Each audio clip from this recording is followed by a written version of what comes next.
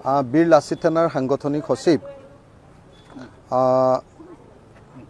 শৃংখল চলিহাক অসম পুলিচে যি ধৰণে আটক কৰিছে তাক মই নিন্দা কৰিছোঁ আৰু অসম পুলিচ আৰু অসমৰ গৃহমন্ত্ৰী তথা অসমৰ মুখ্যমন্ত্ৰীৰ ওচৰত দাবী উত্থাপন কৰিছোঁ যে শৃংখল চলিহাক অনতিবিলম্বে মুক্ত কৰি দিব লাগে। আমাৰ দুলীয়াজনত যেটো ঘটনা ঘটিছে এই ঘটনাটো দুৰ্ভাগ্যজনক। আমি দেখিছোঁ যে বিজেপি চৰকাৰৰ দিনত অসমৰ খিলঞ্জীয়া মানুহবিলাকৰ ওপৰত সদায় অত্যাচাৰ হৈছে। বিজেপি চৰকাৰৰ দিনত অসমৰ খিলঞ্জীয়া মানুহবিলাকে মাৰ খাবলগীয়া হৈছে আৰু বহিৰাগত মানুহবিলাকে বনিয়াবিলাকে যিবিলাকে বেপাৰ কৰিবলৈ ইয়ালৈ আহিছে তেওঁলোকে আমাৰ অসমীয়া মানুহৰ ওপৰত হাত তুলিবলৈ সাহস কৰিছে। আমাৰ খিলঞ্জীয়া থলুৱা মানুহৰ ওপৰত হাত তুলিবলৈ সাহস কৰিছে। গতিকে দুলীয়াজনৰ এই ঘটনা সেইকাৰণে নিন্দনীয়।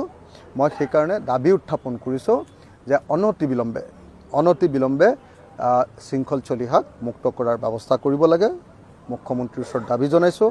মই শিৱসাগৰৰ বিধায়ক হিচাপে দাবী জনাইছোঁ, ৰাইজৰ দলৰ সভাপতি হিচাপে দাবী জনাইছোঁ আৰু আশা কৰিছোঁ যে অতি সোনকালে চৰকাৰে এই সম্পৰ্কত এটা সিদ্ধান্ত গ্ৰহণ কৰি আমাৰ শৃংখলক উলিয়াই দিয়াৰ মোৰ ভাই শৃংখলক উলিয়াই দিয়াৰ ব্যৱস্থা